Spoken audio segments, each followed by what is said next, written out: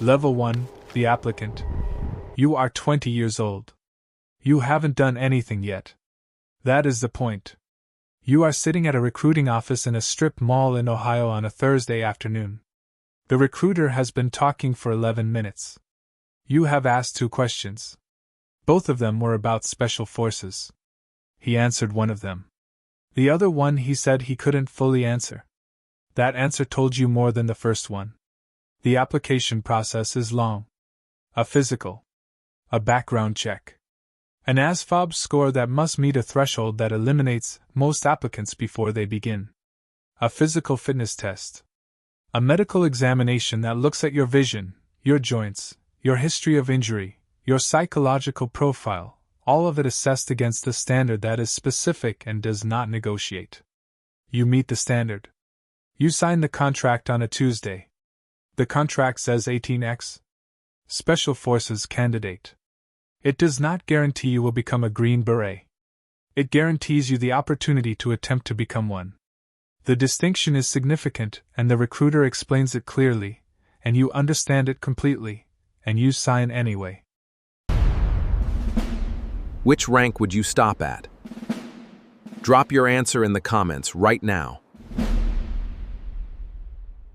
You go home that night and sit at the kitchen table. Your mother asks what you did today. You tell her.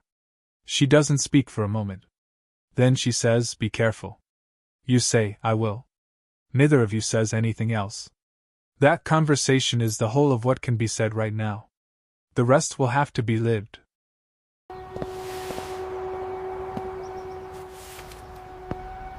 Level 2. Army Recruit. You are 21 years old. Before Special Forces, the Army. Basic combat training runs 10 weeks at Fort Jackson, South Carolina. You knew this going in. You prepared for it.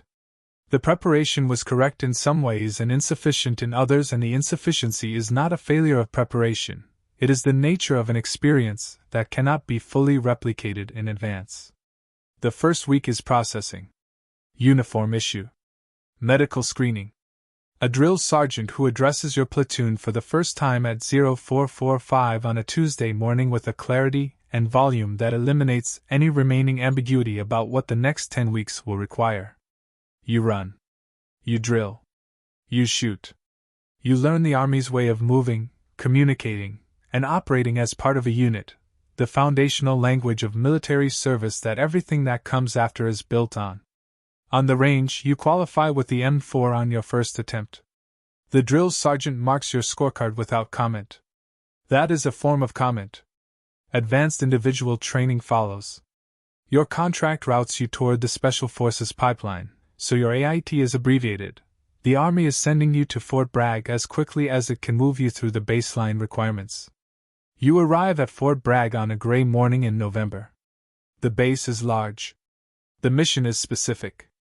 You are at the beginning of a pipeline that will either produce a Green Beret or not. You don't know which yet. Neither does anyone else. That is the correct condition for this moment.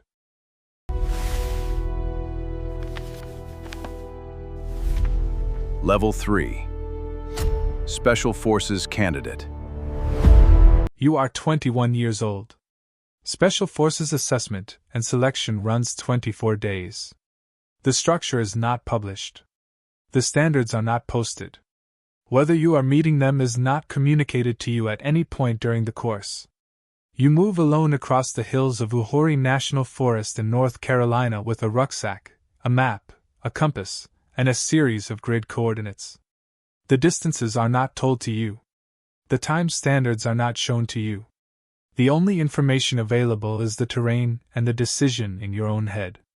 The rucksack begins at 55 pounds. It does not get lighter. On day 11, a man in your class sits down on a logging road. He doesn't ring a bell.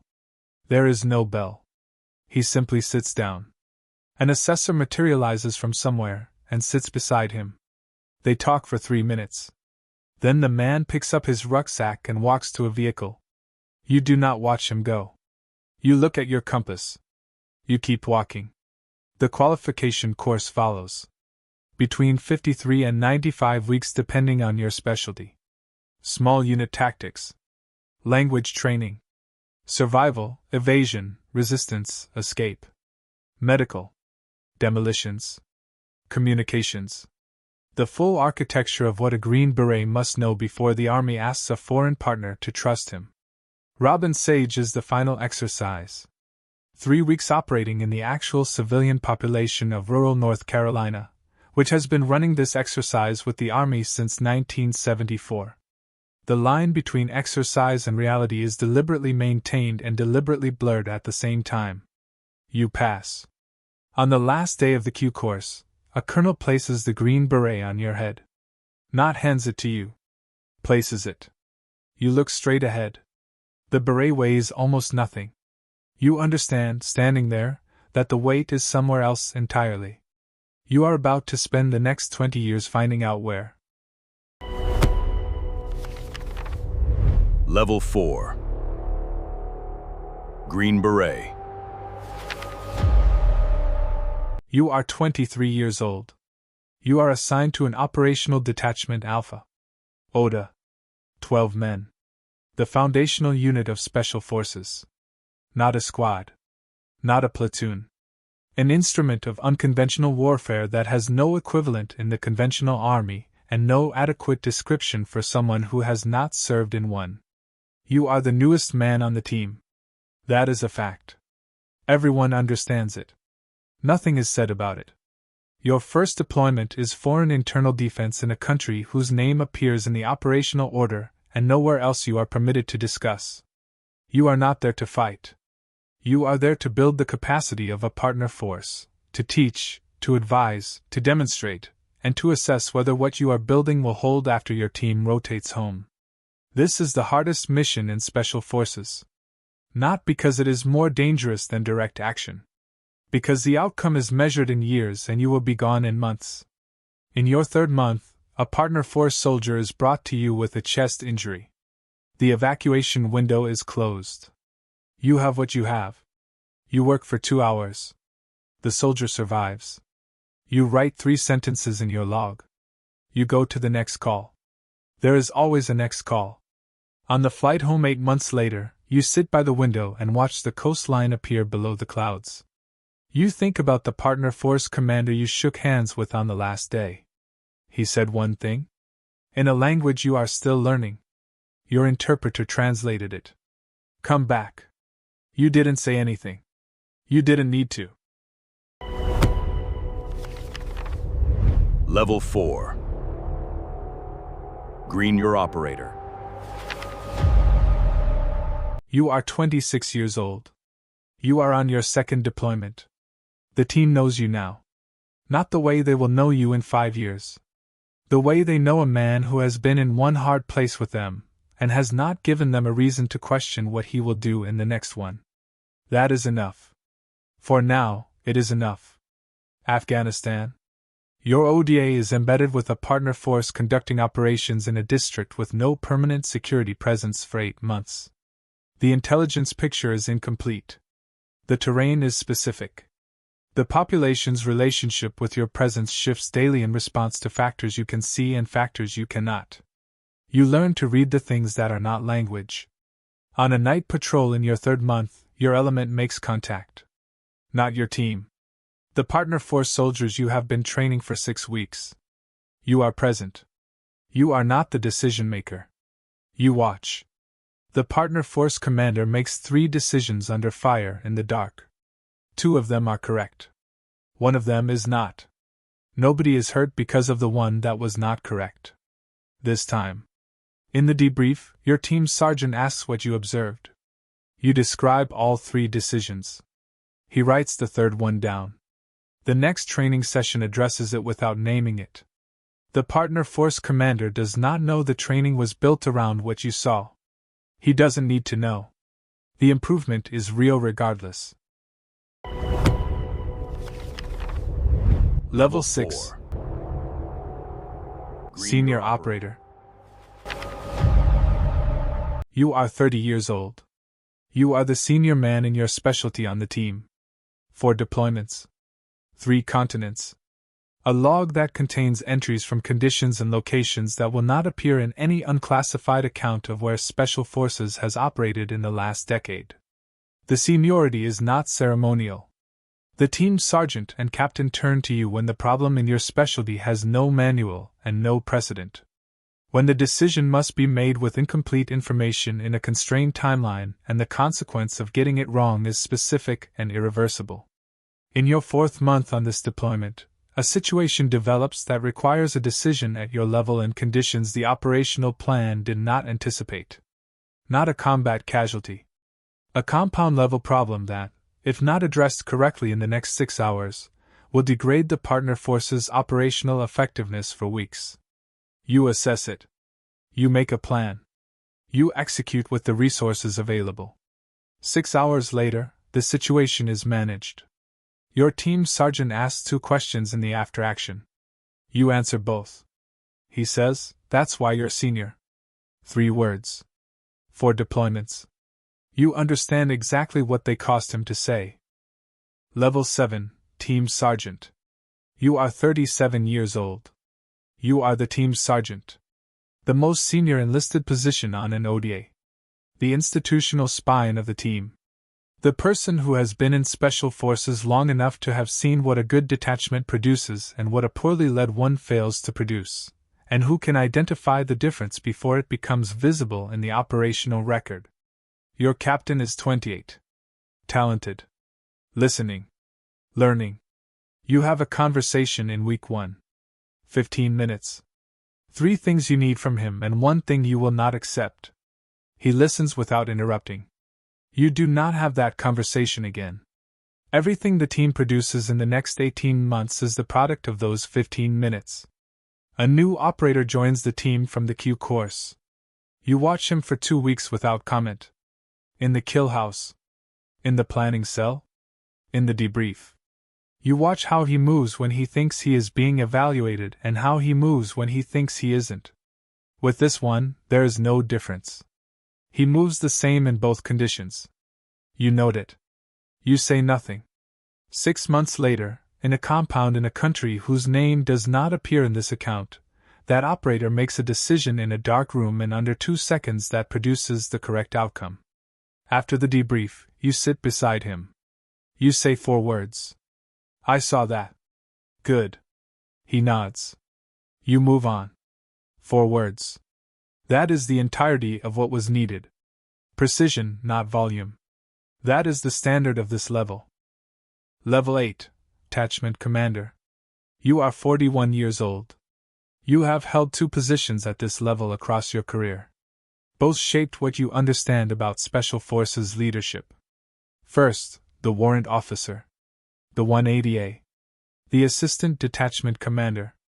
A position that exists in no other unit in the American military in quite this form. You bridge the gap between the team sergeant's ground-level execution and the captain's command authority, carrying the technical depth of 11 years of enlisted experience into a planning role that requires both. In your first deployment as a 180A, your ODA is planning a deliberate breach operation. The engineering problem of the breach against the specific construction of the specific compound is yours. You build 3 versions. You brief all 3. The captain and team sergeant select elements from each. The version that executes belongs to no single person. It is the product of the conversation. Then, Detachment Commander. You command an ODA. 11 people. A mission set spanning unconventional warfare, direct action, foreign internal defense, special reconnaissance, and counterterrorism. Your team sergeant is 37. You have a conversation in week 1. You listen without interrupting. You do not have that conversation again. On the last week of your final deployment as commander, your partner force takes your team to a village your ODA helped secure 8 months before your rotation arrived. There is a school there. 11 children. The partner force commander says nothing. He lets you look. You look for a long time. Then you shake his hand. You walk back to the vehicle. You write nothing about it in the after-action. Some things don't belong in the after-action. Some things belong only to the people who were standing there. Level 9, Retirement. You are 52 years old. You are on Fort Bragg on a Thursday morning in October. The ceremony is in 1 hour. Your family is already seated. Your wife has been to enough Army ceremonies to know exactly what to expect from this one and has been preparing, in a way that she hasn't described and you haven't asked about, for a long time. Your son is 18. He applied to 18X 6 weeks ago. You signed his letter of recommendation yourself. You know what that means. You signed it anyway. The uniform is pressed. The beret is on your head. Not the original, that one is in a case at home. The one on your head now has been with you for 29 years and on 6 deployments, and in rooms that do not appear in any public account of what Special Forces has done in the last 3 decades. You walk to the parade ground. The commanding general says words that are correct. He says your name. He says the number of years. He says the deployments. The number of deployments is accurate. The number of years is accurate. What the ceremony cannot say is also present. The man who sat down on the logging road in Uhori National Forest 31 years ago. The partner force soldier who survived because you worked for 2 hours with what you had and what you knew. The operator you said 4 words to in a dark corridor who is now a team sergeant in a battalion you commanded. The 11 children in the school. Your partner force commander who said 1 word in a language you were still learning. Come back. You never went back. You think about that sometimes. After the ceremony, your wife pins something to your chest. A small pin. The retirement pin. She has been waiting to do this for 29 years without ever saying so. She doesn't say so now. She doesn't need to. You stand in the October sun at Fort Bragg. Sharp air. Pine trees. Red clay. The sound of a helicopter to the northwest, fast, low, deliberate. You watch the tree lean until the sound is gone. Somewhere in those trees right now, or in the hills of Uhori, or in a compound in a country whose name doesn't appear on any commercial map, someone is carrying 55 pounds up a hill in the dark without knowing the distance, or the standard. He is making a decision in his own head. He will make it or he won't. If he does, he will spend the next 30 years learning what you already know. He will not learn it quickly. He will not learn it easily. But the beret will be placed on his head. Not handed. Placed. And in the weight of that placement, in the distance of all those hills, in the 3 sentences written in a log at midnight, in the 4 words said in a dark corridor, in the 11 children, in the 1 word from a partner force commander you never went back to. He will eventually understand. The weight was never in the beret. It was in everything the beret required. And everything it required. That was never the cost. That was always the point. Which rank would you stop at? Drop your answer in the comments right now.